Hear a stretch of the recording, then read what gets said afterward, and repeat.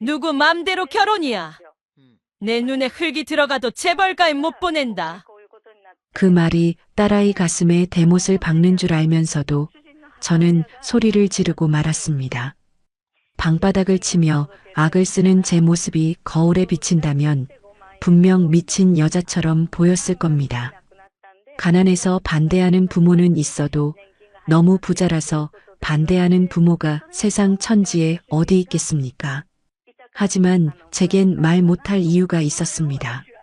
화려한 웨딩드레스 뒤에 감춰진 제 더러운 꼬리표가 드러날까봐 겁이 났습니다. 평생을 숨죽여 지켜온 비밀이 하필이면 가장 기쁜 날 제 목을 조여올 줄이야 누가 알았겠습니까? 이 결혼 정말 무사히 치를 수 있을까요? 이바구 시작 전에 구독과 좋아요 부탁드리며 끝까지 함께 해주세요. 엄마, 도대체 왜 그래? 진우 씨 집안이 돈 많다고 유세 떠는 사람들도 아니야. 나 하나만 보고 아껴주시는 분들이라고. 민지가 퉁퉁 부은 눈으로 대들었습니다. 저 당차고 똑똑한 것이 어미 속도 모르고 바락바락 대듭니다. 내가 뭘 알겠니? 돈 많고 점잖은 사람들이 제일 무서워하는 게 뭔지. 그 사람들은 근본을 따집니다. 뼈대 있는 집안, 반듯한 가정교육, 티 없이 자란 배경, 그들이 말하는 격이라는 게 있습니다. 보이지 않는 선, 넘을 수 없는 벽. 그런데 저는 어떻습니까? 부모 얼굴도 모르고 보육원 마당에서 흙 주워 먹으며 자란 이름도 촌스러운 말순입니다. 호적에 부모 이름 한 줄 못 올리고 무자로 비워둔 그 서러운 종이 쪼가리가 내 딸 앞길의 지뢰가 될 게 뻔했습니다. 그 사실이 밝혀지는 순간 딸을 바라보는 그들의 눈빛이 어떻게 변할지 나는 상상만 해도 끔찍해서 숨이 막혔습니다. 안 된다면 안 되는 줄 알아. 송충이는 솔잎을 먹어야지. 뱁새가 황새 따라가면 가랑이 찢어진다. 엄마, 지금이 조선시대야? 요즘 누가 그런 걸 따져. 그리고 진우 씨 아버님도 자수성가하신 분이라 꽉 막힌 분 아니래. 엄마 한 번만 만나봐, 제발. 딸아이가 제 손을 잡고 엉엉 웁니다. 그 따뜻하고 보드라운 손이 거칠고 굳은 살 박인 제 손을 감싸주는데 가슴이 미어집니다. 혼자 몸으로 식당 설거지통에 손 불어가며 키운 딸입니다. 남들 다 가는 학원 한 번 제대로 못 보내고 참고서 한 권 사줄 때도 벌벌 떨면서 키웠습니다. 그런데도 보란 듯이 명문대 가고 번듯한 직장 잡아 제 몫을 해내는 딸이 얼마나 대견했는지 모릅니다. 남들처럼 번듯한 아빠도 못 만들어주고 메이커 신발 한 켤레 마음 편히 못 사주며 키웠는데 말입니다. 그런 내 새끼가 남부러울 것 없는 집안 귀한 아들하고 짝이 된다는데 춤을 춰도 모자를 판에 초를 치고 있으니 제 속은 오죽했겠습니까? 속이 썩어 문드러지는 것 같았습니다. 차라리 내가 죽어서 이 짐을 벗어버릴 수만 있다면 100번이고 죽고 싶었습니다. 엄마, 나 한 번만 믿어줘. 나 이 결혼 꼭 하고 싶어. 진우 씨 놓치면 나 평생 후회할 것 같아. 딸의 눈물 젖은 눈동자에 제 초라한 모습이 비쳤습니다. 그 눈빛을 보니 억장이 무너져 내렸습니다. 그래, 자식 이기는 부모 없다는데 내가 무슨 힘으로 저 고집을 꺾겠습니까? 내가 죄인이지 내 딸이 무슨 죄가 있겠습니까? 설사 내 출신이 들통나서 망신을 당하더라도 딸아이 눈에 눈물말을 날 없게 하려면 부딪혀는 봐야지 않겠습니까? 내 뼈가 부서지는 한이 있어도 내 살이 찢겨나가는 수모를 겪더라도 내 딸 앞길만은 터져야 하는 게 어미 된 도리 아니겠습니까? 알았다. 가자가. 대신 엄마가 입 뻥긋 안 하고 가만히 있다 와도 뭐라 하지 마라. 결국 승낙은 했지만 그때부터 제 심장은 콩 볶듯 뛰기 시작했습니다. 밥이 목구멍으로 넘어가지 않고 밤이면 식은 땀을 흘리며 깨어났습니다. 악몽 속에서 저는 벌거벗은 채 사람들 손가락질을 받고 딸아이는 저 멀리서 울고 있었습니다. 상견례 날짜는 야속하게도 빨리 다가왔습니다. 민지는 백화점에서 큰맘 먹고 샀다는 비싼 정장을 제게 내밀었습니다. 은은한 진주색 투피스에 광이 번쩍번쩍 나는 구두. 한 번도 입어본 적 없는 고급 옷감이 손끝에 닿자 손이 덜덜 떨렸습니다.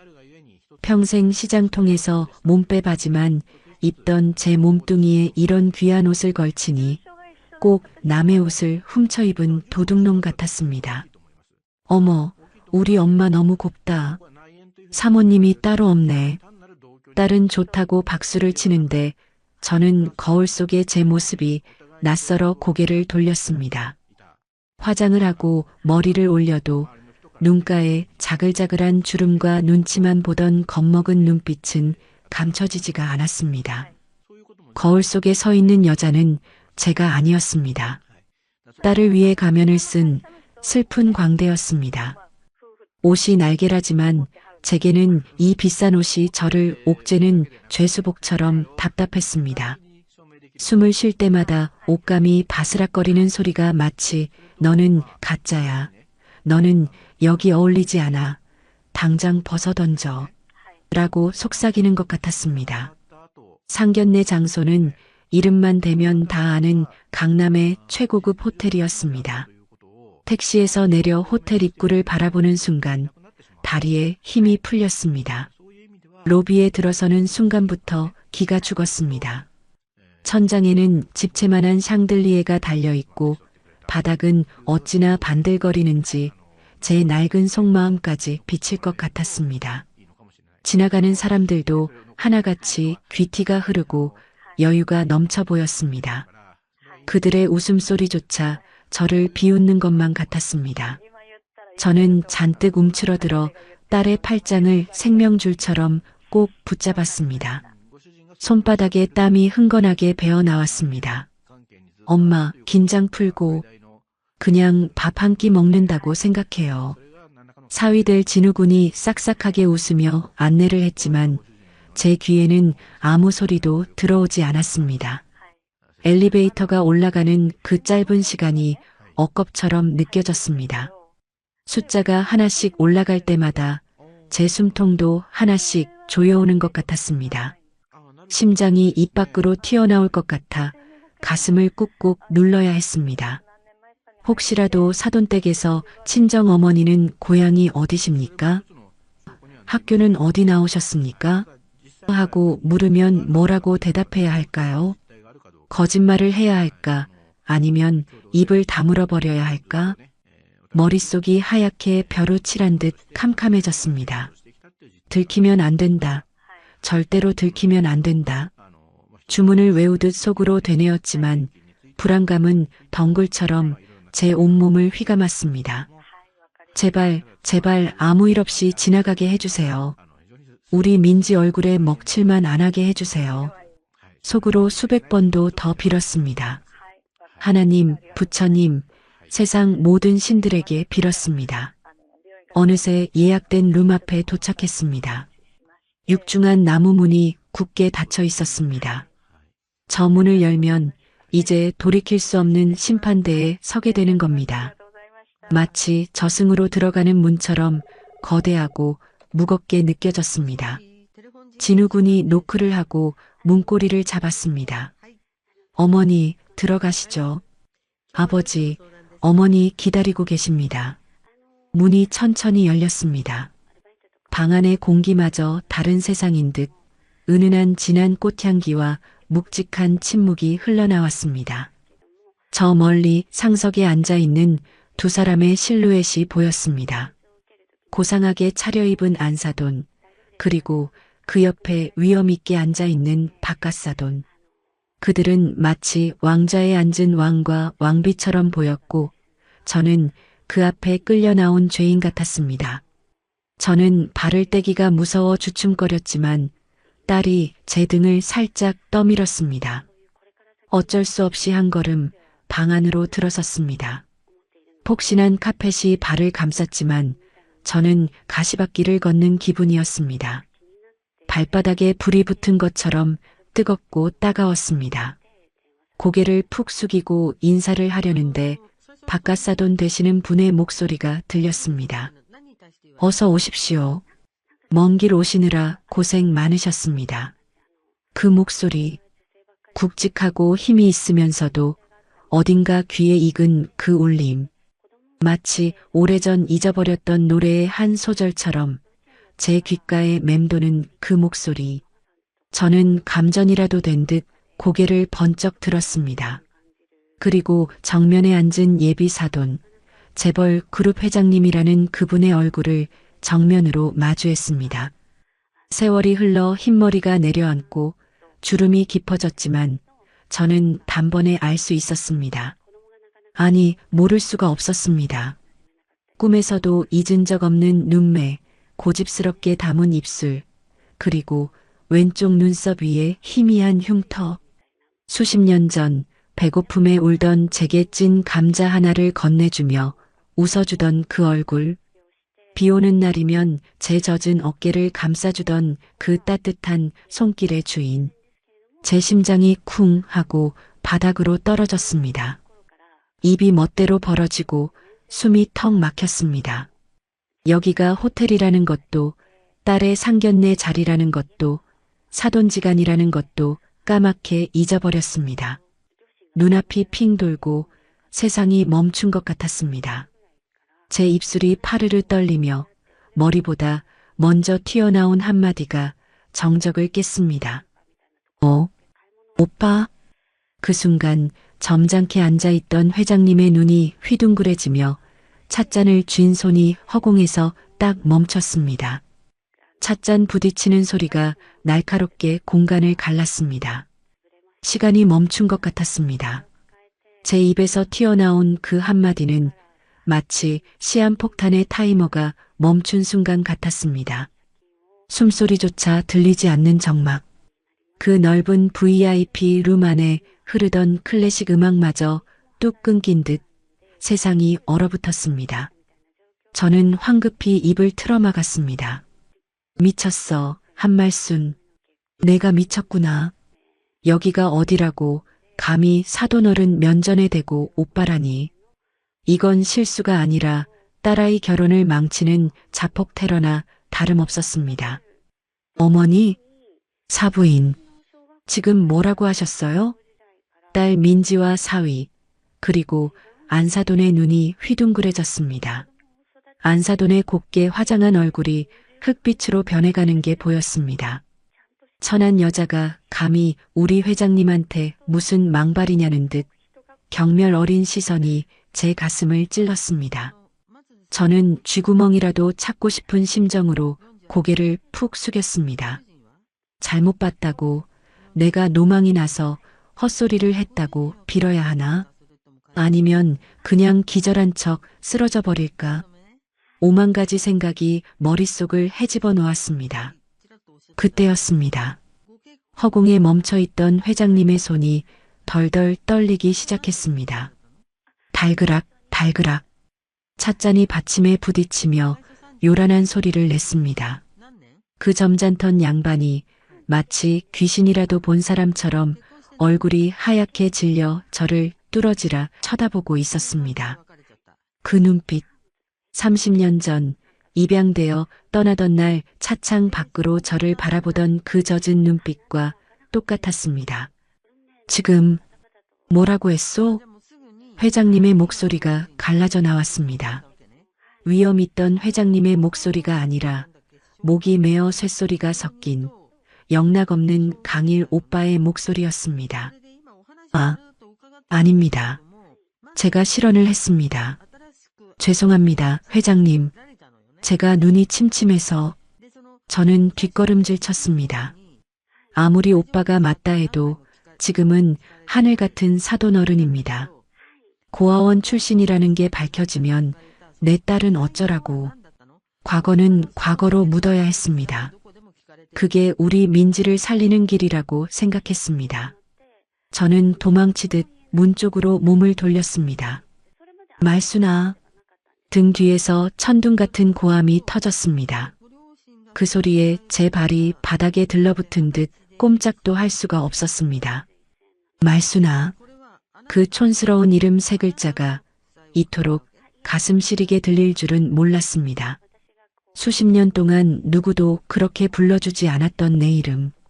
오직 그 사람, 내 유일한 가족이자 보호자였던 대장 오빠만이 불러주던 그 이름. 우당탕? 의자가 넘어지는 소리가 났습니다. 뒤를 돌아볼 용기가 나지 않았습니다. 거친 숨소리가 가까워지더니 누군가 제 어깨를 와락 움켜쥐었습니다.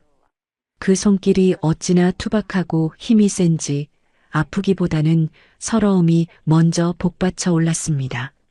너, 말순이 맞지? 내 동생, 코찔찔이 말순이 맞잖아. 회장님이 제 어깨를 돌려 세웠습니다. 가까이서 본 그의 얼굴은 눈물범벅이 되어 있었습니다. 대한민국 경제를 주름잡는다는 재벌 총수의 체면 따위는 온데간데 없었습니다. 그저 잃어버린 동생을 찾은 오빠의 얼굴, 그 하나뿐이었습니다. 그의 왼쪽 눈썹 위에 선명한 흉터가 제 눈앞에서 일렁거렸습니다. 저 흉터, 나 때문에 생긴 건데. 동네 아이들이 고아라고 놀리며 던진 돌멩이에 내가 맞을 뻔했을 때 온몸을 던져 막아줬던 그 훈장 같은 상처. 오빠, 더 이상 참을 수가 없었습니다. 제 눈에서도 댐이 터지듯 눈물이 쏟아져 내렸습니다. 다리가 풀려 주저앉으려는 저를 오빠가, 아니, 회장님이 단단히 부둥켜 안았습니다. 살아있었구나. 살아있었어. 내가 널 얼마나 찾았는데. 이 바보 같은 기집애야. 왜 이제야 나타난 거야. 회장님은 어린애처럼 엉엉 울었습니다. 그 넓은 품에서 나는 냄새. 비싼 향수 냄새가 아니라 어린 시절 내 눈물을 닦아주던 낡은 러닝셔츠 냄새가 나는 것만 같았습니다. 우리는 서로를 끌어안고 한참을 오열했습니다. 호텔 직원이 놀라 들어오려다 멈칫하고 안사돈과 자식들은 입을 다물지 못한 채 석상처럼 굳어 있었습니다. 여보, 지금 이게 무슨 추태예요? 사돈어른 붙잡고 뭐 하시는 거예요? 안사돈의 날카로운 비명이 정적을 깼습니다. 그제야 정신이 번쩍 들었습니다.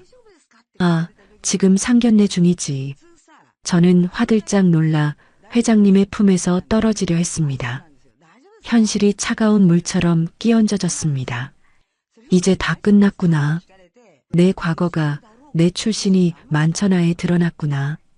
재벌가 사모님이 고아 출신 며느리를 받아줄 리가 없지. 민지의 결혼은 이제 물 건너갔구나. 죄책감과 두려움에 사시나무 떨듯 몸이 떨렸습니다. 죄송합니다. 정말 죄송합니다. 제가 죽을 죄를 지었습니다. 저는 바닥에 무릎을 꿇고 손이 발이 되도록 빌었습니다. 제발 내 딸만은 봐달라고. 나는 쓰레기통에 처박아도 좋으니 내 딸만은 거두어 달라고. 비굴하게 엎드린 제 모습이 딸아이 눈에 어떻게 비칠지 알면서도 어미로서 할 수 있는 건 그것뿐이었습니다. 엄마, 일어나. 왜 그래? 민지가 울면서 저를 일으키려 했지만 저는 요지부동이었습니다. 안사돈의 싸늘한 시선이 제 정수리에 꽂히는 게 느껴졌습니다. 일어나지 못해? 그때 회장님의 불호령이 떨어졌습니다. 저를 향한 호통이 아니었습니다. 그의 목소리에는 서리빨 같은 분노와 위엄이 서려 있었습니다. 회장님은 저를 일으켜 세우더니 제 손을 꽉 잡고 가족들을 향해 돌아섰습니다. 그의 눈빛이 이글거리고 있었습니다. 방금 전까지 울던 그 유약한 모습은 온데간데였고 좌중을 압도하는 사자의 눈빛이었습니다. 누가 내 동생을 무릎 꿇리나? 내 앞에서 감히 누가? 쩌렁쩌렁한 고함 소리에 방 안의 공기가 찢어질 듯 했습니다. 안사돈도 아들 며느리들도 모두 숨을 죽였습니다. 회장님은 제 어깨를 감싸 안으며 선언하듯 말했습니다. 똑똑히 들어라. 이 사람은 오늘부터 사돈이 아니라 내 친동생이다. 잃어버렸던 내 피부치란 말이다. 그 말은 상견내장에 떨어진 폭탄과도 같았습니다. 안사돈의 얼굴이 경악으로 일그러졌고 민지와 진우군은 믿을 수 없다는 표정으로 서로를 바라봤습니다. 하지만 회장님은 아랑곳하지 않고 말을 이었습니다. 내 핏줄을, 내 하나뿐인 여동생을 무시하는 놈은 그게 누구라도 내 용서치 않겠다. 알겠나? 회장님의 호통이 방 안에 메아리 쳤습니다. 그 소리에 안사돈은 마치 딱이라도 맞은 사람처럼 얼굴이 벌개졌습니다. 평생 남편에게 큰 소리 한번 들어본 적 없다는 고상한 사모님의 자존심에 금이 가는 소리가 들리는 듯 했습니다. 안사돈은 부들부들 떨리는 손으로 가슴을 쓸어내리며 날카롭게 쏘아붙였습니다. 여보, 지금 제정신이세요? 친동생이라니요. 당신 고아라고 했잖아요. 천에 고아라서 피부치 하나 없다고 내 입으로 몇 번이나 말해놓고 이제 와서 무슨 뚱딴지 같은 소리예요. 그녀의 목소리에는 배신감과 모멸감이 잔뜩 묻어 있었습니다. 그럴 만도 했습니다. 재벌가 며느리로 들어와 평생 시댁 눈치 보며 살았는데 갑자기 족보에도 없는 시누이가, 그것도 사돈 자리에 앉아있던 여자가 튀어나왔으니 기가 찰 노릇이겠지요. 분위기가 험악해지자 며느리들도 수군거리기 시작했습니다. 어머니 말이 맞아요, 아버님. 유전자 검사를 해본 것도 아니고 그냥 옛날에 알던 사람이라는 거잖아요. 맞아요. 요즘 세상이 얼마나 무서운데. 혹시 재산이라도 노리고 접근한 거면 어쩌려고 그러세요? 큰 며느리의 앙칼진 목소리가 비수처럼 꽂혔습니다. 재산 노리고 접근했다니. 내 딸 혼사길 막힐까봐 도망치려던 나를 붙잡은 건 자기네 시아버지면서 말하는 꼰세하고는. 억울함에 가슴이 답답했지만 입이 10개라도 할 말이 없었습니다. 제 출신이 비천한 건 사실이니까요. 저는 다시 고개를 숙이며 회장님의 손을 놓으려 했습니다. 하지만 회장님은 제 손을 더 꽉 쥐며 가족들을 향해 싸늘하게 일갈했습니다. 닥쳐라. 어디서 감히 어른들 말씀하시는데 토를 달아. 회장님의 눈에서 파란 불꽃이 튀었습니다. 그는 숨을 한번 크게 고르더니 안사돈을 똑바로 쳐다보며 말했습니다. 당신, 내가 밤마다 악몽 꾸면서 식은땀 흘릴 때 누가 내 손 잡아줬는지 아나? 아무도 없었어. 그 차가운 보육원 마룻바닥에서 고열로 펄펄 끓던 나를 밤새 간호해준 게 바로 이 아이 말순이다. 회장님의 목소리가 물기에 젖어 떨렸습니다. 그의 시선이 허공을 향하며 먼 과거를 더듬는 듯 했습니다. 배고파서 흙 파먹던 시절, 콩 한 쪽도 나눠 먹고 추운 겨울에는 서로 체온으로 버텼어. 피 한 방울 안 섞였어도 우리는 피보다 진한 눈물과 콧물로 섞인 남매야. 내 부모도 나를 버렸지만 이 아이만은 끝까지 나를 오빠라고 부르며 따랐어. 내가 입양 가던 날 차 뒤를 쫓아오며 넘어지고 깨지면서 울던 그 모습이 평생 내 가슴에 대모처럼 박혀 있었단 말이다. 회장님은 가슴을 쾅쾅 치며 울부짖었습니다. 그 절절한 고백에 좌중은 숙연해졌습니다. 저도 모르게 흐르는 눈물을 닦을 생각조차 하지 못했습니다. 그랬구나.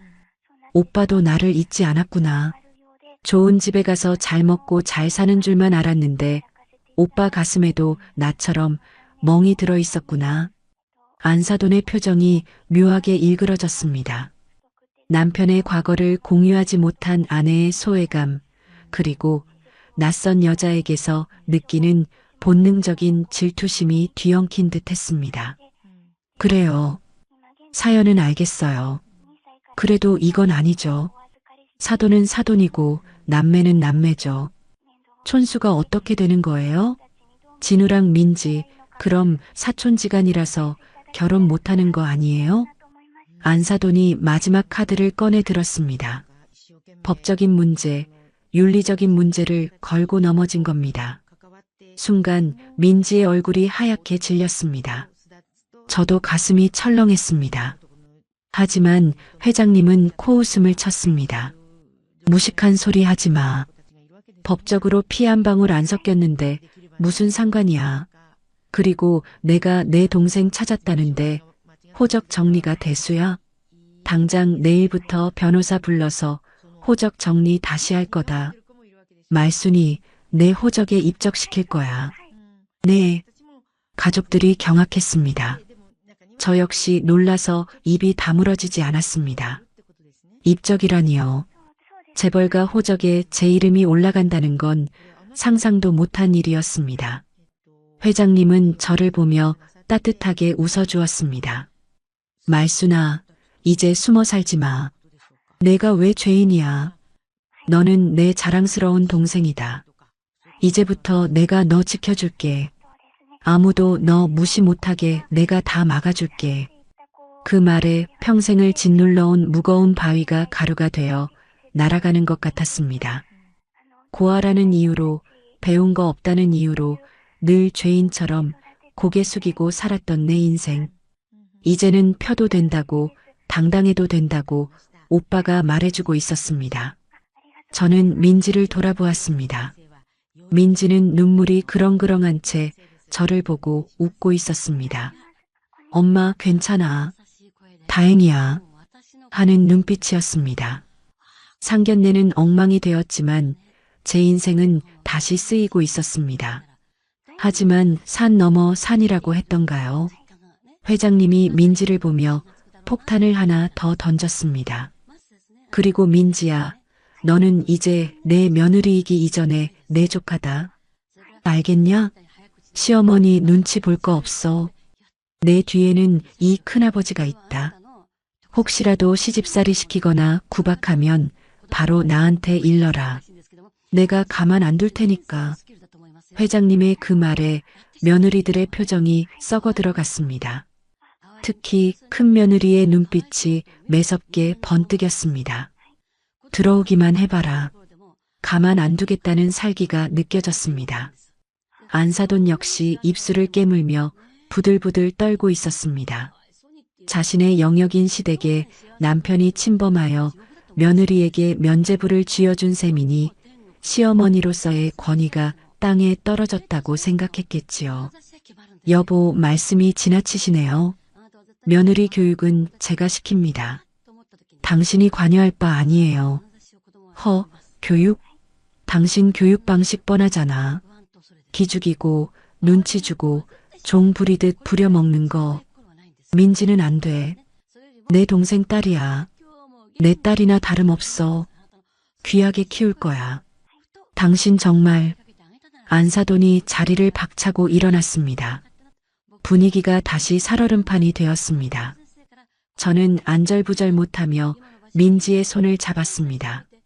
이 결혼 축복받으며 할 수 있을까요?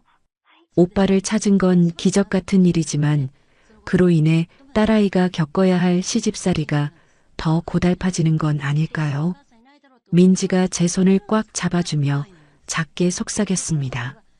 엄마, 걱정 마. 나 강해. 그리고 엄마가 찾은 오빠잖아. 나한테는 든든한 백 생긴 거야. 딸의 씩씩한 말에 조금은 위안이 되었지만 안사돈의 도끼 어린 눈빛이 잊히질 않았습니다. 회장님은 기분 좋다며 술을 한 잔 더 청했지만 그 술잔이 축배가 될지 독배가 될지는 아무도 알 수 없었습니다. 오빠의 지나친 사랑이 오히려 우리 모녀에게 독이 되어 돌아오는 건 아닐지 불안한 예감이 등줄기를 타고 흘러내렸습니다. 상견례의 폭풍이 지나간 후 제 삶은 180도 달라졌습니다. 아니, 정확히 말하면 제 주변의 공기가 달라졌습니다. 오빠, 아니, 최 회장님은 말 그대로 저를 금지옥엽처럼 다루기 시작했습니다. 다음 날부터 집 앞으로 고급 승용차가 대기하고 있었고 백화점 직원이 옷을 한 보따리씩 들고 찾아왔습니다. 회장님 지시입니다. 동생분기 죽지 않게 최고급으로만 모시라고 하셨습니다. 평생 입어본 적 없는 비단옷, 들어본 적 없는 명품 가방들이 제 좁은 방 안에 쌓여갔습니다. 좋으면서도 한편으로는 가시방석이었습니다. 이게 다 빚인 것 같아서 나중에 감당하지 못할 청구서가 되어 날아올까봐 겁이 났습니다. 하지만 오빠는 막무가내였습니다. 주말에는 아예 저를 본가로 초대했습니다. 으리으리한 저택 대문이 열리고 정원사가 깎아놓은 잔디밭을 걸어 들어가는데 다리가 후들거렸습니다. 현관에서 오빠가 버선발로 뛰어나와 저를 맞이했습니다. 말순아, 어서 와라. 우리 집은 처음이지? 이제 여기가 내 집이나 다름없다. 편하게 생각해. 오빠의 얼굴은 어린아이처럼 들떠 있었습니다. 하지만 그 뒤에 서 있는 안사돈과 며느리들의 표정은 싸늘하기 그지없었습니다. 마치 불청객을 보는 듯한 눈빛, 억지로 입꼬리만 올린 가식적인 미소. 저는 본능적으로 몸을 움츠렸습니다. 어서 오세요, 고모님. 아버님이 아침부터 얼마나 기다리셨는지 몰라요. 큰 며느리가 알랑거리는 목소리로 말했지만 눈은 웃고 있지 않았습니다. 고모님이라는 호칭이 어찌나 낯설고 뾰족하게 들리던지 귀가 따가울 지경이었습니다. 안사돈은 저를 훑어보더니 툭 한마디를 던졌습니다. 옷이 참 곱네요. 우리 그이가 보낸 건가 봐요? 제가 평소에 입고 싶어도 비싸서 못 샀던 브랜드인데 동생 사랑이 대단하시네. 비꼬는 말투였습니다. 저는 얼굴이 화끈거려 옷자락을 꽉 쥐었습니다. 이 옷이 안사돈도 탐내던 것이었다니. 오빠는 눈치도 없이 허허 웃으며 제 손을 끌었습니다. 당신은 옷 많잖아. 내 동생은 평생 이런 거 못 입어보고 고생만 했어. 좀 이해해줘. 자, 말순아, 이리 와봐라. 내가 너 주려고 준비한 게 있다. 오빠가 저를 데리고 간 곳은 서재였습니다. 책상 위에는 낡고 녹슨 양철 통 하나가 놓여 있었습니다. 번쩍거리는 집안 풍경과는 어울리지 않는 고물 같은 물건이었습니다. 하지만 저는 그것을 보자마자 숨이 턱 막혔습니다. 이거 설마 그래 기억나냐? 우리 어릴 때 보물상자. 오빠가 양철통을 열자 그 안에서 낡은 구슬, 딱지, 그리고 빛바랜 사진 한 장이 나왔습니다. 코 흘리는 여자애와 머리를 빡빡 깎은 남자애가 어깨동무를 하고 있는 사진. 제 기억 속에만 존재하던 그 장면이 눈앞에 실물로 나타난 겁니다. 입양 갈 때 이것만은 꼭 챙겼어. 언젠가 너 다시 만나면 보여주려고. 내가 너 잊지 않았다는 증거로. 오빠의 눈시울이 붉어졌습니다. 저도 모르게 눈물이 주르륵 흘러내렸습니다. 이 비싼 옷, 명품 가방보다 이 녹슨 깡통 하나가 100배, 1000배 더 귀하게 느껴졌습니다. 오빠는 정말로 나를 그리워했구나.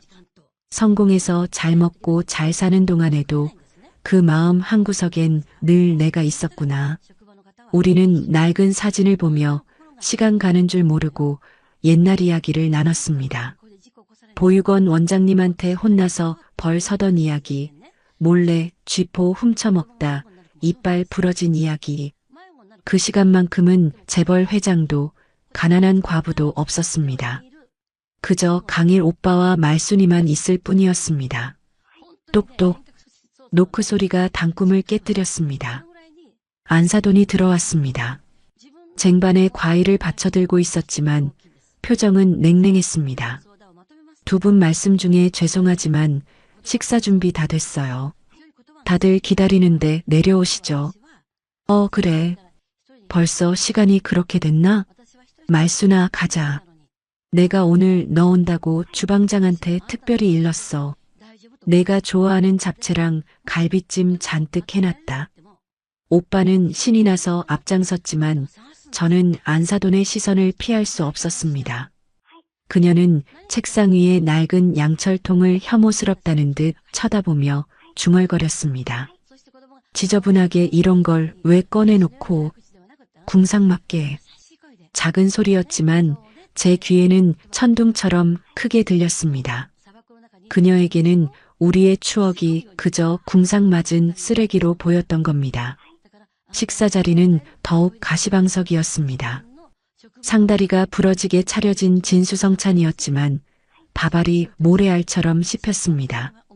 오빠는 계속 제 밥 위에 반찬을 올려주며 많이 먹어라.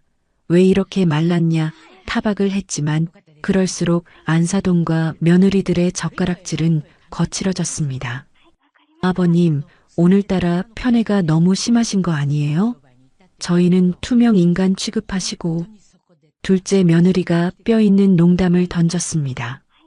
오빠는 껄껄 웃으며 대수롭지 않게 넘겼습니다.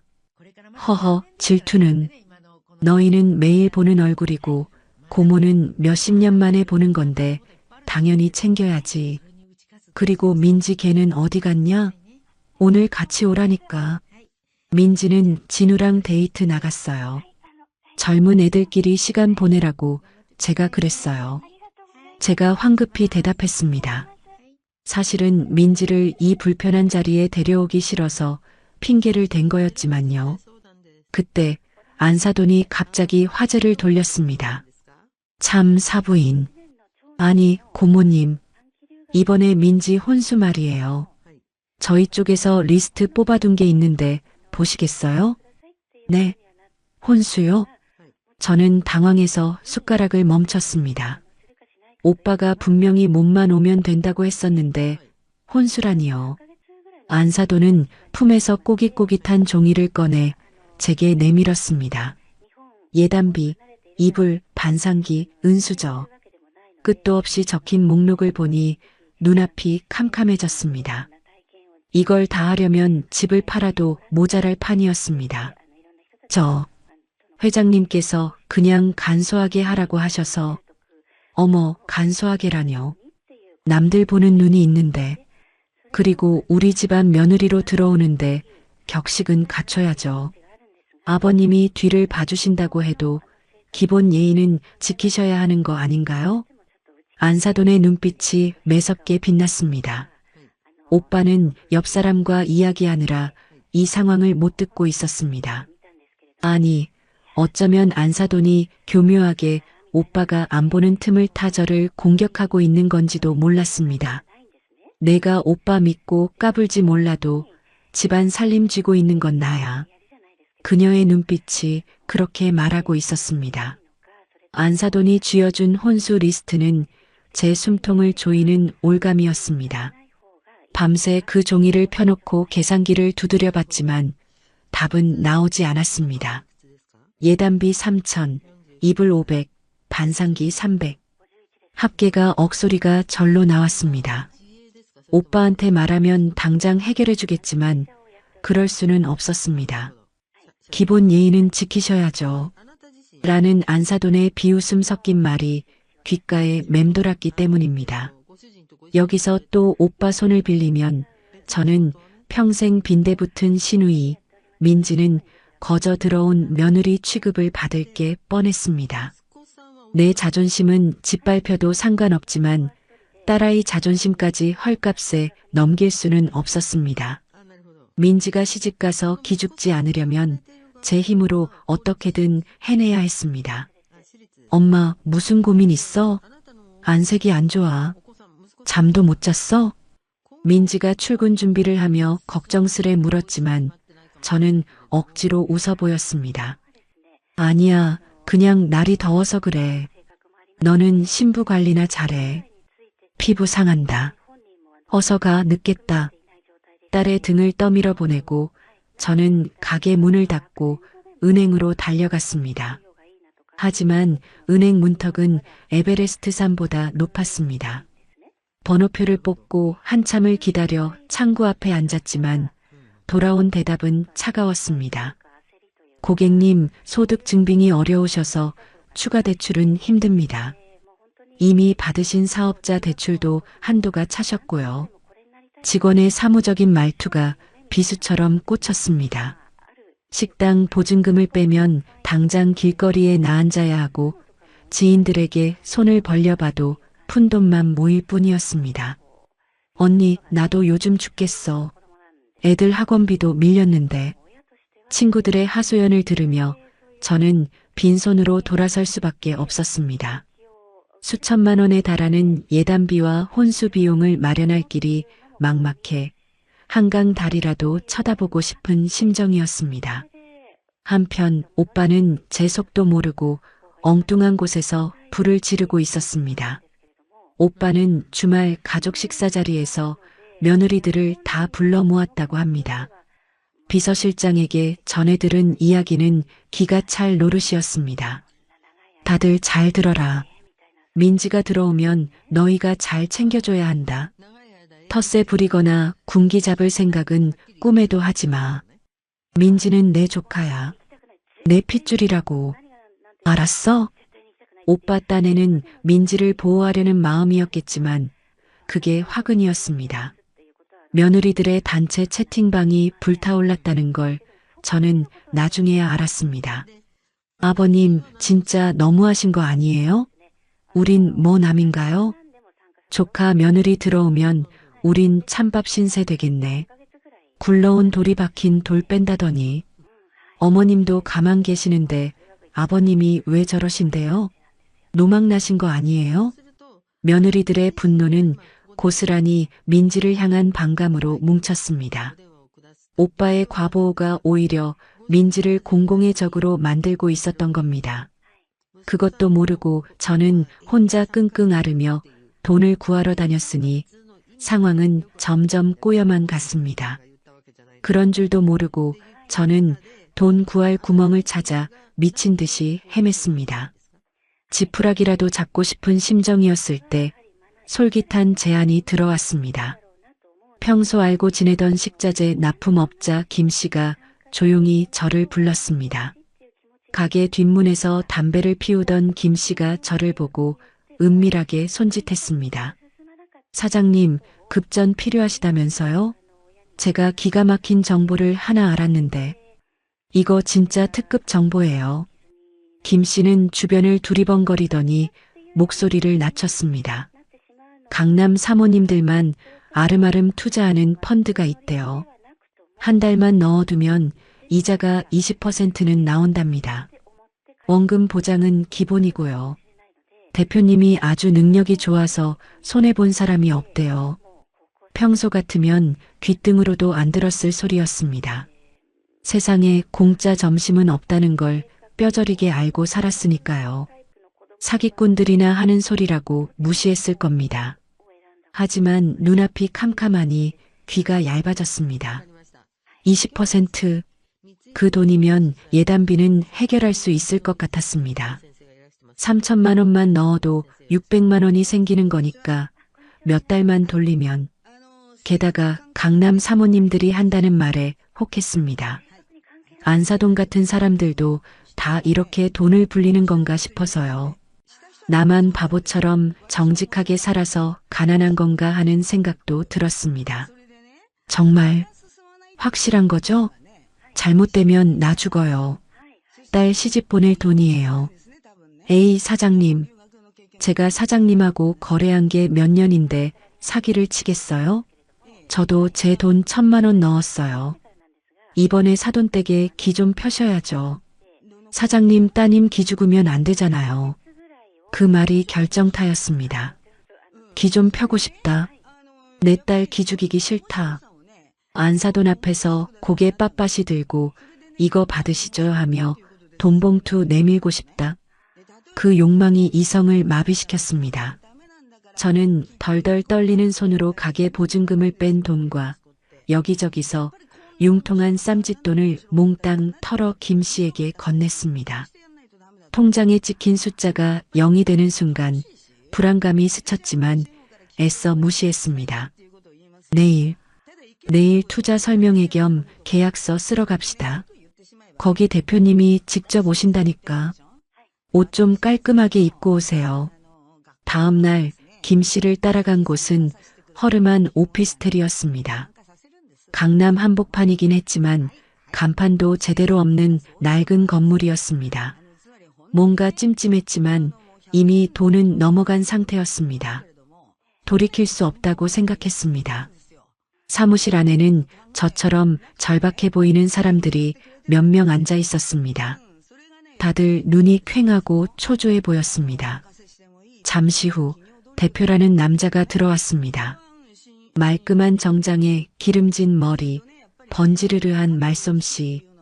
그는 화이트보드에 복잡한 차트를 그리며 침을 튀겼습니다. 저희는 해외 선물 옵션에 투자해서 리스크는 최소화하고 수익은 극대화합니다. AI가 자동으로 매매하기 때문에 절대 잃을 수가 없어요. 무슨 말인지 하나도 알아들을 수 없었지만 대박, 수익, 보장이라는 단어만 귀에 쏙쏙 들어왔습니다. 마치 사이비 종교 집회처럼 사람들은 그의 말 한마디 한마디에 고개를 끄덕였습니다. 그런데 설명을 듣던 중 이상한 점을 발견했습니다. 대표라는 남자의 전화가 울렸는데 벨소리가 낯익었습니다. 클래식 음악 엘리제를 위하여.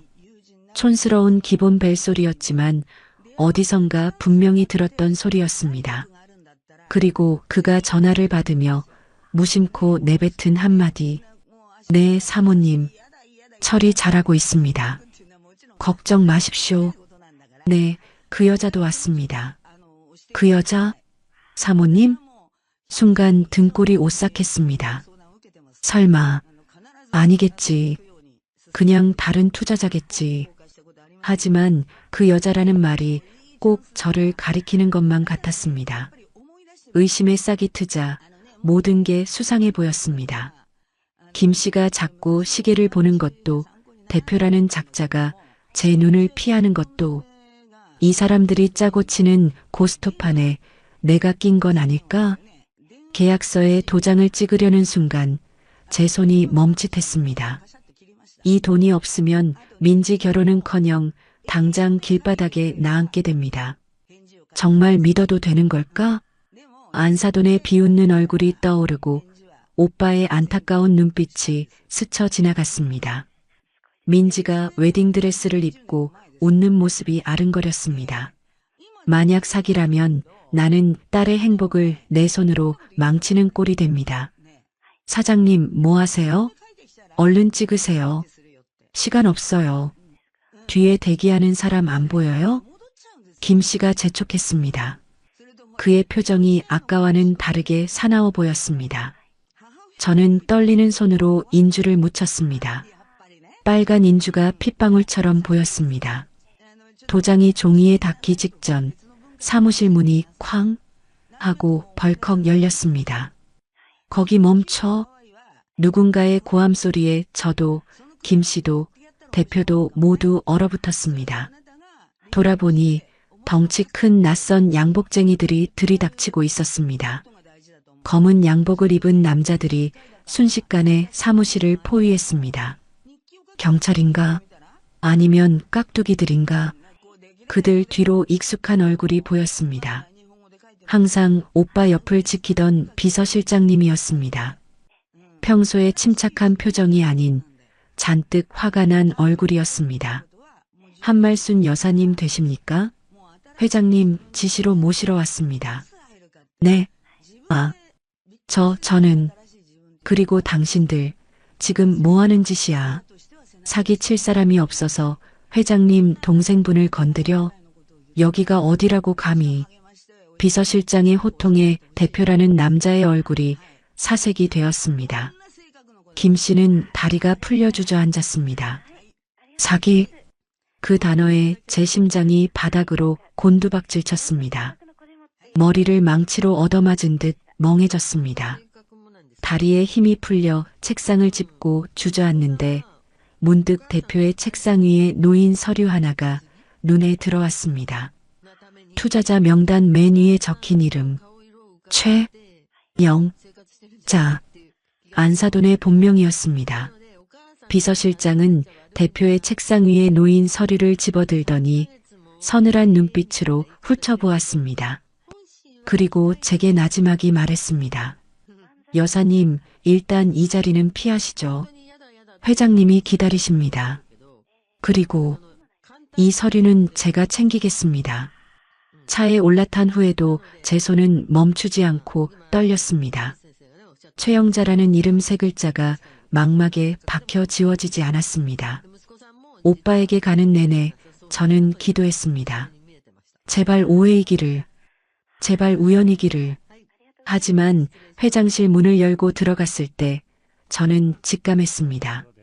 돌이킬 수 없는 강을 건넜다는 것을요. 오빠는 소파에 깊숙이 파묻혀 있었습니다. 평소에 당당하던 모습은 온데간데였고 10년은 더 늙어 보였습니다. 탁자 위에는 비서실장이 가져온 녹음기와 문제의 서류가 놓여 있었습니다. 그리고 그 맞은편에는 안사돈이 고개를 푹 숙인 채 앉아 있었습니다. 제가 들어오자 오빠가 천천히 고개를 들었습니다. 그의 눈은 붉게 충혈되어 있었습니다. 왔냐? 앉아라. 무거운 침묵이 흘렀습니다. 오빠는 떨리는 손으로 녹음기 버튼을 눌렀습니다. 그래, 그 여자가 돈이 급해서 눈이 뒤집혔을 거야. 꼬셔서 투자하게 만들어 원금까지 싹 날리게 해서 제 발로 떨어져 나가게 하란 말이야. 걱정 마십시오, 사모님. 아주 낚시 바늘을 제대로 물었습니다. 녹취록이 울려 퍼지는 회장실의 공기는 차갑게 얼어붙었습니다. 안사돈의 목소리였습니다. 변명의 여지가 없는 명백한 증거였습니다. 저는 너무나 기가 막혀 말이 나오지 않았습니다. 어떻게 사람 탈을 쓰고 이런 짓을 할 수 있을까요? 단지 출신이 천하다는 이유로 자기 며느리 될 아이의 엄마를 사기판에 끌어들여 파멸시키려 하다니요. 이건 단순히 혼사를 막으려는 게 아니라 한 사람의 인생을 짓밟으려는 살인 미수나 다름없었습니다. 최영자, 내가 사람이냐? 오빠의 목소리는 낮았지만 그 안에 담긴 분노는 활화산 같았습니다. 짐승도 제 식구는 챙기는 법이야. 어떻게 사돈한테, 아니 내 동생한테 사기꾼을 붙여? 내가 그러고도 재벌가 안주인 소리를 들어? 여보, 그게 아니라 나는 그냥 격이 안 맞으니까 우리 집안 물 흐릴까봐. 안사돈은 사색이 되어 변명하려 했지만 그 말은 불난 집에 기름을 붓는 격이었습니다. 오빠는 책상 위에 있던 재떨이를 집어 던졌습니다. 와장창 유리가 깨지는 소리와 함께 오빠의 이성이 끊어지는 소리가 들리는 듯 했습니다. 누가 누구 보고 격을 따져. 마음보가 시궁창인데 비단 옷 입으면 뭐해.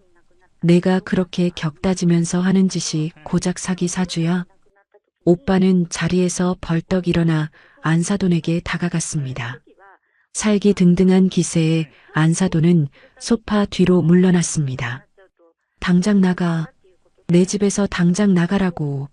내 눈앞에 띄지 마. 꼴도 보기 싫으니까.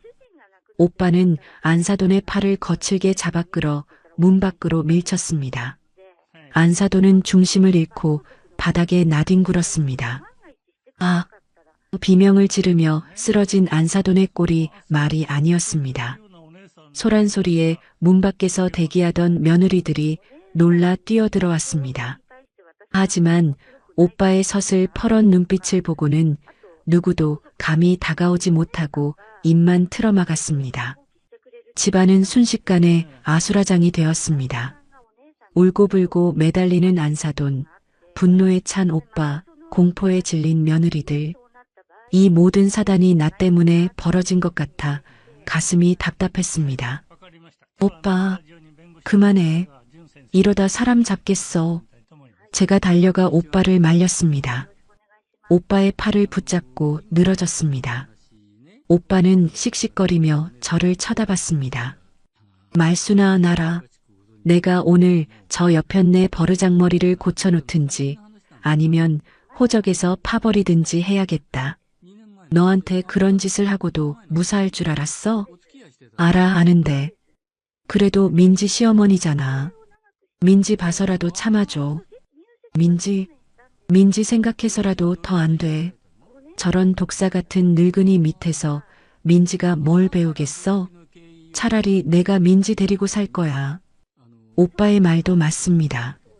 저런 시어머니 밑에서 시집살이 할 민지를 생각하면 끔찍합니다. 하지만 그렇다고 시부모가 이혼이라도 하면 그 멍해를 누가 집니까? 결국 며느리인 민지가 뒤집었습니다. 며느리 잘못 들어와서 집안 풍비박산 났다는 소리를 평생 듣게 될 겁니다. 저는 오빠의 바짓가랑이를 잡고 바닥에 무릎을 꿇었습니다. 오빠, 제발. 나 봐서라도 한 번만 참아줘. 나 오빠 찾고 나서 너무 행복했어. 근데 나 때문에 오빠 가정 깨지는 거 싫어. 그러면 나 평생 죄책감 갖고 살아야 돼. 우리 민지 축복받으면서 결혼하게 해주고 싶어. 제발.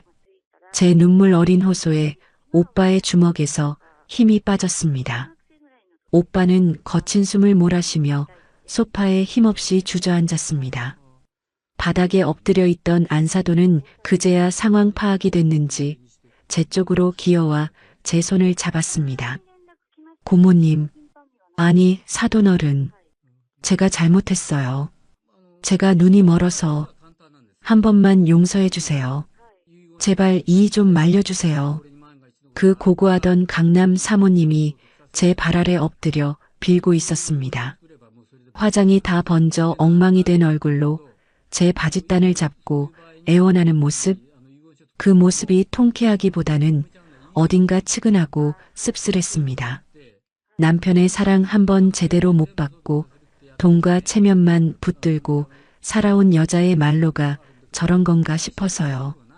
저 여자는 나를 질투했던 겁니다. 피 한 방울 안 섞인 동생에게 쏟는 남편의 애정이 자신에게는 한 번도 주어지지 않았던 것이기에, 그리고 그 질투가 독이 되어 스스로를 찔러버린 겁니다. 저는 안사돈을 일으켜 세웠습니다. 사부인, 일어나세요. 아랫사람들 보는데 이게 무슨 꼴입니까? 정말 용서해 주시는 거예요? 용서가 아니라 기회를 드리는 겁니다. 제가 아니라 앞으로 들어올 며느리한테 잘하세요. 제 딸 민지한테 친딸처럼은 아니더라도 사람 대우는 해주세요. 그러면 저도 오늘 일 무덤까지 가져가겠습니다. 제 말에 안사돈은 눈물을 흘리며 고개를 끄덕였습니다. 진심인지 연기인지는 모르겠습니다. 하지만 적어도 이제는 제 딸을 함부로 대하지는 못할 겁니다. 자신의 목줄을 쥔 사람이 누구인지 확실히 알았으니까요. 자신의 치부가 만천하에 드러날 수 있다는 공포가 그녀를 얌전하게 만들 겁니다. 오빠는 못마땅한 표정이었지만 제 뜻을 꺾지는 않았습니다. 영자, 당신 운 좋은 줄 알아. 내 동생 덕분에 산 거야. 앞으로 민지 눈에 눈물 한 방울이라도 나게 해봐. 그날로 당신은 빈털터리로 쫓겨날 줄 알아. 안사돈은 쥐구멍이라도 찾고 싶은 듯 고개를 숙이고 비틀거리며 방으로 사라졌습니다. 며느리들도 눈치를 보며 슬금슬금 자리를 피했습니다. 폭풍이 지나간 거실에는 저와 오빠만 남았습니다. 오빠는 제 손을 잡고 깊은 한숨을 내쉬었습니다. 미안하다, 말순아. 내가 널 지켜준답시고 오히려 더 힘들게 했구나. 내가 죄인이다. 아니야, 오빠. 나 괜찮아. 그리고 나 이제 알겠어. 오빠가 왜 그렇게 외로웠는지. 저 큰 집에서 저 많은 사람들 속에서 오빠가 얼마나 혼자였는지 알 것 같아. 우리는 말없이 서로를 위로했습니다. 비록 피는 섞이지 않았지만 우리는 서로의 상처를 가장 잘 아는 가족이었습니다. 그리고 이제는 그 상처를 덮어줄 새로운 가족들이 생겼습니다. 비 온 뒤에 땅이 굳어진다고 했던가요? 오늘의 이 난리통이 어쩌면 우리 모두가 진짜 가족이 되기 위해 겪어야 할 마지막 진통이었는지도 모릅니다. 폭풍이 휩쓸고 간 자리는 생각보다 빠르게 평온을 되찾았습니다. 아니, 오히려 비 온 뒤에 땅이 더 단단해지듯 가족들의 관계는 미묘하게 변하고 있었습니다. 그날의 소동 이후 안사도는 며칠 동안 방에서 나오지 않았습니다. 식사도 거른 채 두문불출하는 그녀를 보며 저는 마음이 편치 않았습니다. 물론 그녀가 저지른 짓은 용서받기 힘든 일이었지만 한편으로는 오죽했으면 그랬을까 하는 생각도 들었습니다. 평생을 재벌가 사모님 나는 갑옷 속에 갇혀 살아온 여자. 남편의 사랑보다는 체면과 권위를 붙들고 버텨온 그녀에게 갑자기 나타난 천한 신우이는 자신의 성을 위협하는 침입자처럼 보였을 테니까요. 질투와 불안이 그녀의 이성을 마비시켰던 거겠죠. 저는 죽 한 그릇을 끓여 쟁반에 받쳐들고 안사돈의 방문 앞에 섰습니다. 사부인 접니다. 죽 좀 끓였는데 드시겠어요? 한참 동안 대답이 없다가 문이 조금 열렸습니다. 안사돈의 얼굴은 며칠 새 반쪽이 되어 있었습니다. 화장기 없는 얼굴에 퀭한 눈이 저를 바라보았습니다. 저는 아무 말 없이 쟁반을 건넸습니다. 빈속이면 속 버립니다. 민지 생각해서라도 기운 차리셔야죠. 안사돈은 떨리는 손으로 쟁반을 받아들었습니다. 그녀의 눈시울이 붉어지는 것을 보며 저는 조용히 문을 닫아주었습니다. 말보다는 따뜻한 죽 한 그릇이 그녀의 엄마음을 녹일 수 있기를 바라면서요. 그로부터 일주일쯤 지났을까 안사돈이 먼저 민지에게 연락을 해왔습니다. 주말 오후 민지를 부르더니 안방으로 데리고 들어갔다고 합니다. 저는 거실 소파 끝에 앉아 숨을 죽이고 기다렸습니다. 텔레비전 소리도 줄이고 귀를 쫑긋 세웠습니다. 혹시라도 또 딴소리를 할까봐 또다시 내 딸에게 상처를 줄까봐 손바닥에 땀이 찼습니다. 심장이 시계 초침 소리에 맞춰 쿵쿵 뛰었습니다. 10분, 20분. 시간이 더디게만 흘러갔습니다. 얼마 후 방문이 열리는 소리가 났습니다. 민지가 나오는데 손에는 묵직한 자개함이 들려 있었습니다. 민지의 얼굴은 얼떨떨하면서도 감동한 표정이었습니다. 눈가에는 물기가 어려 있었습니다. 엄마, 이거 봐. 어머님이 주셨어. 민지가 조심스레함을 열자 그 안에는 세월의 흔적이 묻어있는 옷가락지와 비녀가 곱게 놓여 있었습니다. 요즘 신부들이 좋아하는 다이아몬드나 명품은 아니었지만 한눈에 봐도 예사 물건이 아니었습니다. 은은한 빛을 내는 옥의 자태가 꼭 고고한 학 같았습니다. 오랜 시간 손때가 묻어 반질반질 윤이 났습니다. 어머님이 시집 오실 때 친정 어머니한테 받으신 거래. 집안 대대로 며느리한테 물려주는 가보라고 나한테 주시면서 그러셨어. 부족한 시어머니 만나 마음고생 많았다. 내가 못나서 너랑 내 엄마한테 못할 짓 했다. 이 물건이 내 사과이자 약속이다. 이제 내가 이 집안의 며느리로서 내 뒤를 이어다오. 앞으로 잘 지내보자라고. 안사돈의 그 말 한마디에 제 가슴 속 응어리도 눈 녹듯 사라졌습니다. 잘 지내보자. 그 한마디가 천금처럼 무겁게 다가왔습니다. 그것은 화려한 예물보다 수표 몇 장보다 더 값진 선물이었습니다. 그녀가 자신의 자존심을 꺾고 내민 화해의 손길이자 민지를 진정한 며느리로 가족으로 인정한다는 장표였으니까요. 저는 베란다 창가에 서서 멀리 산을 바라보는 안사돈의 뒷모습을 보았습니다. 어깨가 조금은 작아 보였지만 그 어느 때보다 편안해 보였습니다. 이제 그녀도 무거운 갑옷을 내려놓고 진짜 가족이 되는 법을 배우고 있는지도 모릅니다. 저여린 어깨에 얼마나 많은 짐을 지고 살았을까. 같은 여자로서, 어머니로서, 연민이 느껴졌습니다. 함 들어오는 날은 그야말로 동네 잔치였습니다. 함 사세요. 함 사세요. 오징어 가면을 쓴 신랑 친구들의 목소리가 골목을 쩌렁쩌렁 울렸습니다. 해가 뉘엿뉘엿 넘어가는 저녁 골목 어귀에서부터 들려오는 왁자지껄한 소리에 동네 사람들이 다 구경을 나왔습니다. 저희 집 작은 마당은 발 디딜 틈이 없었습니다. 오빠는 체면도 있고 대문 앞까지 뛰어나가 덩실덩실 춤을 추었습니다. 양복 상의는 벗어던지고 넥타이는 머리에 묶은 채 엉덩이를 흔드는 모습이라니 누가 저 사람을 대기업 회장님이라고 생각할까요? 영락없는 동네 술주정뱅이 아저씨였습니다. 아이고, 우리 사위 왔는가. 어서 들어오게. 이 함을 받으려면 내 시험을 통과해야 한다. 자, 일단 바가지부터 깨고 들어와. 진우는 땀을 뻘뻘 흘리며 바가지를 밟아 깨고 푸시업을 하고 코끼리 코를 돌았습니다. 장모님, 문 좀 열어주세요. 장모님 딸 데려가려면 이 정도는 해야죠. 진우의 넉살에 동네 아주머니들이 배꼽을 잡고 웃었습니다. 저도 덩달아 신이 나서 팥시루떡을 돌리고 고소한 기름 냄새 풍기며 전을 부쳤습니다. 재벌 회장님과 시장통 국밥집 아줌마가 한데 어우러져 막걸리 잔을 부딪혔습니다. 안사돈도 처음에는 어색해하더니 어느새 옆집 할머니가 권하는 식혜를 받아 마시며 웃고 있었습니다. 이게 사람 사는 맛이지, 이게 행복이지 싶었습니다. 돈이 많다고 행복한 것도 아니고 지위가 높다고 즐거운 것도 아닙니다.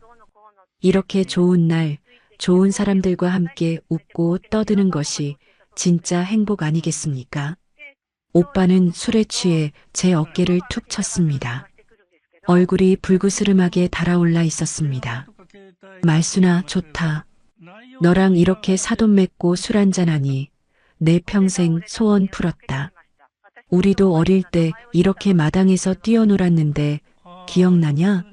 내가 술래잡기 하다 넘어져서 무릎 깨지면 내가 업어줬잖아. 기억나지? 오빠가 내 무릎에 빨간 약 발라주면서 호호 불어줬잖아. 그때 오빠가 그랬지. 나중에 커서 의사 돼서 내 다리 고쳐준다고. 하하, 의사는 못 됐지만 그래도 재벌 회장은 됐다. 내 동생 호강시켜줄 능력은 되잖아. 말순아, 고맙다. 살아있어줘서 고맙고 이렇게 예쁜 딸 키워서 내 며느리 삼게 해줘서 고맙다. 오빠의 눈가에 이슬이 맺혔습니다. 나도 좋아, 오빠. 우리 민지 저렇게 웃는 거 봐. 나 이제 죽어도 여한이 없어. 오빠 덕분에 내 딸이 저렇게 사랑받는 거 보니까 지난 세월 고생한 거 하나도 안 억울해. 어허, 재수 없는 소리. 우린 100살까지 살아서 손주 보고 증손주도 봐야지. 너 곱게 한복 입은 모습도 보고 내 손으로 시집 보내는 기분 내야겠다. 우리는 어린아이들처럼 깔깔대며 웃었습니다. 밤하늘의 달도 우리를 축복하듯 둥실 떠올라 있었습니다. 그날 밤 저는 처음으로 악몽을 꾸지 않고 깊은 잠을 잤습니다.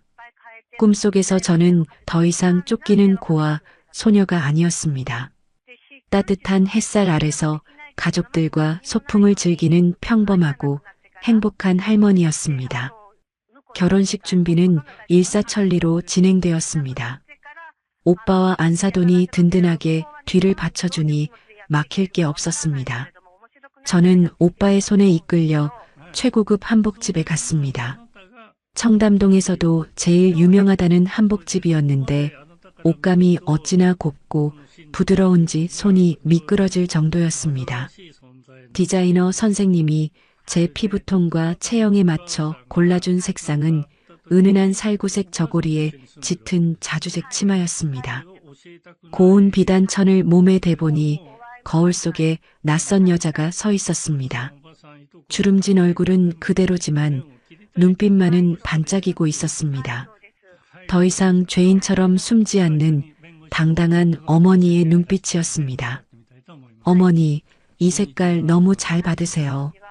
신부보다 더 고우신데요? 아주 귀티가 줄줄 흐릅니다. 한복집 주인의 칭찬에 얼굴이 붉어졌습니다. 곱다. 살면서 내게 어울리지 않는 단어라고 생각했는데 시장 바닥에서 억척스럽게 장사하느라 거칠어진 손, 햇볕에 그을린 얼굴, 거울 속에 저는 늘 초라하기만 했습니다. 하지만 오늘만큼은 저도 고운 여자가 된 기분이었습니다. 이제는 그 말이 어색하지 않게 들렸습니다. 오빠 덕분일까요? 아니면 제 마음가짐이 변해서일까요? 말순아, 진짜 곱다. 우리 어머니가 살아계셨으면 딱 이런 모습이셨을 거야. 오빠가 감탄하며 제 손을 잡았습니다. 그 따뜻한 온기가 제 마음까지 전해졌습니다. 그리고 드디어 결혼식 날 아침이 밝았습니다. 잠을 한숨도 못 잤지만 피곤한 줄도 몰랐습니다. 새벽같이 일어나 목욕 재개를 하고 곱게 화장을 했습니다. 화장대 앞에 앉아 립스틱을 바르는데 문득 옛날 생각이 났습니다. 보육원 떠나던 날 원장님이 쥐어주던 꼬깃꼬깃한 1,000원짜리 한 장. 그 돈으로 버스비를 내고 서울로 올라와 식당 설거지부터 시작했던 날들. 찬물에 손이 터져 피가 나도 밴드 하나 못 붙이고 일했던 기억. 민지 대학 등록금 마련하려 발을 동동 구르며 여기저기 돈 빌리러 다녔던 기억. 혼자 아이 키우는 서름에 이불 뒤집어 쓰고 울었던 밤들. 그 모든 시간들이 주마등처럼 스쳐 지나갔습니다. 힘들고 고달픈 시간이었지만 그 시간이 있었기에 오늘의 이 영광이 있는 거겠지요. 만약 오빠를 다시 만나지 못했더라면 나는 지금도 어둠 속에서 딸의 결혼을 불안하게 지켜보고 있었을 겁니다. 아니, 어쩌면 결혼식장에 들어가지도 못하고 문 밖에서 서성였을지도 모릅니다. 하지만 이제는 다릅니다. 나는 당당한 혼주로서 내 딸의 손을 잡고 저 문을 통과할 것입니다. 엄마, 준비 다 됐어? 민지가 웨딩드레스를 입고 방으로 들어왔습니다. 눈이 부시게 아름다웠습니다. 천사가 내려온다면 저런 모습일까요? 순백의 드레스는 제 딸을 위해 만들어진 듯했고 면사포 사이로 비치는 얼굴은 행복으로 빛나고 있었습니다. 잘 자라줘서 고맙다, 내 딸. 못난 엄마 만나서 고생만 했는데 이렇게 훌륭하게 자라줘서 정말 고맙다. 저는 벅차오르는 감동을 억누르며 벌떡 일어나 민지의 손을 잡았습니다. 우리 딸, 너무 예쁘다. 세상에서 제일 예쁜 신부네. 엄마도 오늘 최고야. 미스 코리아 뺨치는데? 아빠가 살아계셨으면 엄마 모습 보고 또 반했을걸. 민지가 제 볼에 뽀뽀를 쪽 했습니다. 우리는 서로를 보며 빙긋 웃었습니다. 거울 속에 비친 모녀의 모습이 참 닮았습니다. 이제 나가는 일만 남았습니다. 문 밖에는 오빠가 보낸 리무진이 대기하고 있고 식장에는 하객들이 가득할 겁니다. 더 이상 두려움은 없습니다. 내 손을 잡아줄 오빠가 있고 나를 믿어주는 딸이 있고 이제는 마음을 연 안사돈이 있으니까요. 저는 옷매무새를 가다듬고 심호흡을 크게 한 번 했습니다. 자, 가자. 한말순. 오늘이 내 인생 최고의 날이다. 내가 흘린 땀과 눈물이 보석이 되어 빛나는 날이다. 리무진이 호텔 로비에 미끄러지듯 멈춰섰습니다. 차 문이 열리고 저는 조심스레 발을 내디뎠습니다. 상견례 때 도망치고 싶어 벌벌 떨며 들어섰던 그곳이 맞나 싶을 정도로 공기가 다르게 느껴졌습니다. 그때는 저 화려한 샹들리에가 나를 짓누르는 바위 같았는데 오늘은 마치 우리 딸의 앞길을 비춰주는 별빛처럼 영롱하게 보였습니다. 하객들이 로비를 가득 메우고 있었습니다. 대한민국 내로라 하는 정재계 인사들이 즐비했지만 저는 더 이상 기죽지 않았습니다. 제 곁에는 든든한 오빠가 버티고 서 있었고 무엇보다 제 자신이 떳떳했으니까요. 사부인 오셨어요? 신부 대기실로 가려는데 저쪽에서 안사돈이 다가왔습니다. 짙은 남색 한복을 입은 그녀는 여전히 고고해 보였지만 눈빛만은 한결 부드러워져 있었습니다. 그녀는 제 옷매무새를 훑어보더니 손을 뻗어 제 저고리 고름을 매만져 주었습니다. 고름이 살짝 비뚤어졌네요. 오늘 같은 날은 티끌 하나 없어야죠.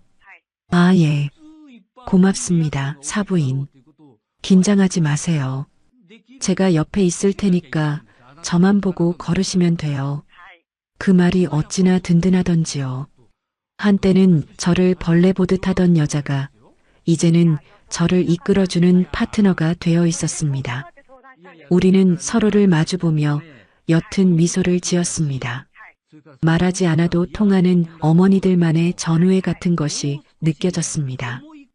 드디어 식장 안으로 들어설 시간이 되었습니다. 양가 어머님 입장, 사회자의 우렁찬 목소리가 울려 퍼졌습니다. 웅장한 음악 소리와 함께 거대한 문이 열렸습니다.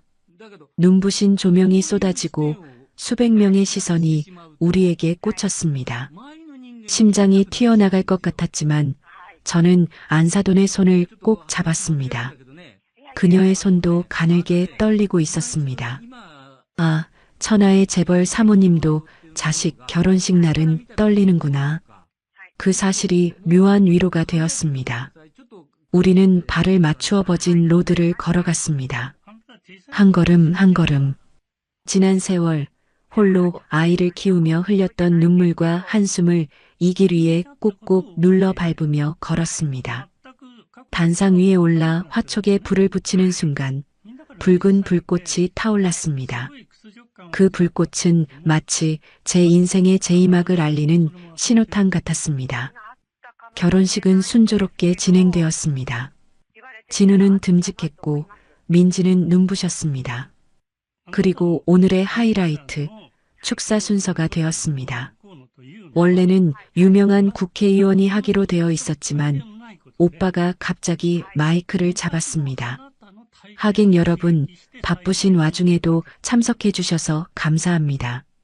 오늘 저는 신랑의 아버지로서 그리고 한 사람의 오빠로서 이 자리에 섰습니다. 장내가 술렁거렸습니다. 오빠는 잠시 숨을 고르더니 저를 바라보며 말을 이었습니다. 여기 앉아 계신 신부 어머니 한말순 여사는 제 친동생입니다. 사람들의 눈이 휘둥그레졌습니다.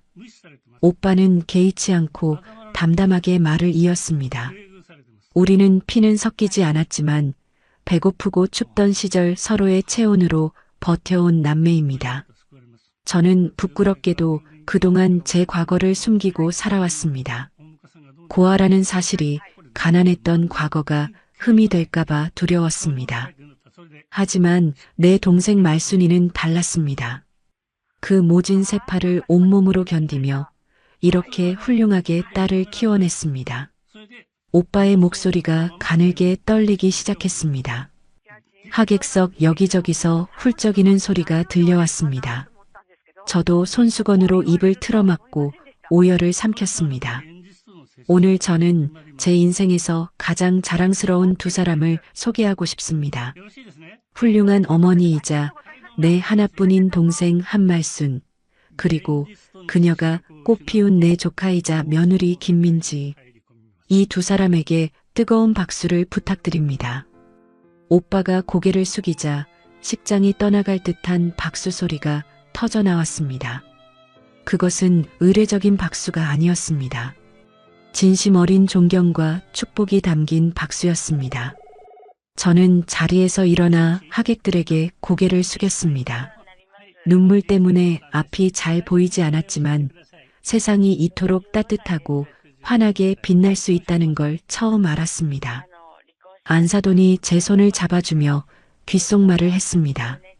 멋지시네요, 우리 형님. 그녀가 처음으로 저를 형님이라고 불렀습니다. 그 한마디에 모든 앙금이 씻겨 내려갔습니다. 식이 끝나고 가족 사진을 찍는 시간이 되었습니다. 자, 직계 가족분들 나오세요. 사진사의 외침에 우리 모두 단상 위로 올라갔습니다.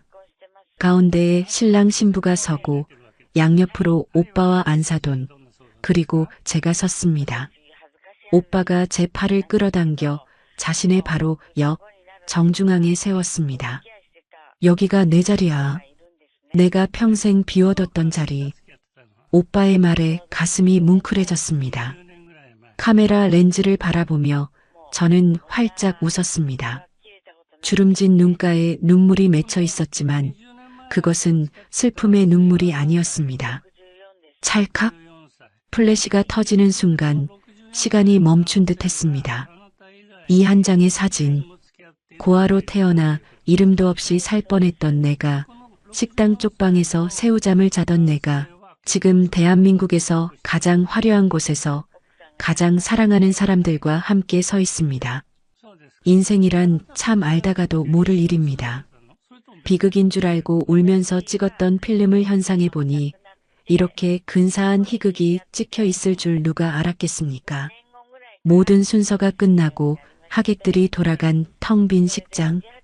저는 민지의 손을 잡고 마지막 인사를 나눴습니다. 엄마, 나 잘 살게. 엄마가 보여준 것처럼 강하고 따뜻하게 살게. 그래, 우리 딸. 너는 이미 나보다 훨씬 훌륭해. 가서 행복해라. 뒤는 돌아보지 말고 앞만 보고 가. 리무진을 타고 떠나는 아이들을 보며 저는 손을 흔들었습니다. 차가 보이지 않을 때까지 한참을 그 자리에 서 있었습니다. 어느새 다가온 오빠가 제 어깨에 코트를 덮어주었습니다. 말순아, 이제 갈까? 집에 가서 뜨끈한 국밥이나 한 그릇 하자. 그래요, 맛있는 깍두기도 얹어서. 우리는 서로를 마주보며 껄껄 웃었습니다. 호텔 로비를 걸어나가는 우리 두 사람의 그림자가 길게 늘어졌습니다. 그 그림자는 더 이상 외롭지 않았습니다. 둘이어서, 아니 가족이어서 꽉 찬 그림자였습니다. 여러분, 인생이 춥고 어둡다고 느껴지시나요? 너무 걱정하지 마십시오. 저처럼 보잘것없는 사람에게도 봄날은 찾아왔습니다. 지금 흘리는 눈물은 훗날 피어날 꽃을 위한 걸음이 될 것입니다. 잊지 마세요. 당신 곁에도 당신을 기억하고 기다리는 오빠 같은 인연이 반드시 숨어 있다는 것을요. 그리고 무엇보다 당신은 혼자가 아니라는 것을요. 오늘의 이바구는 여기까지입니다. 끝까지 함께 해주셔서 감사드리며 구독과 좋아요 눌러주시면 놀라운 인생 사연들을 누구보다 먼저 무료로 만나보실 수 있습니다.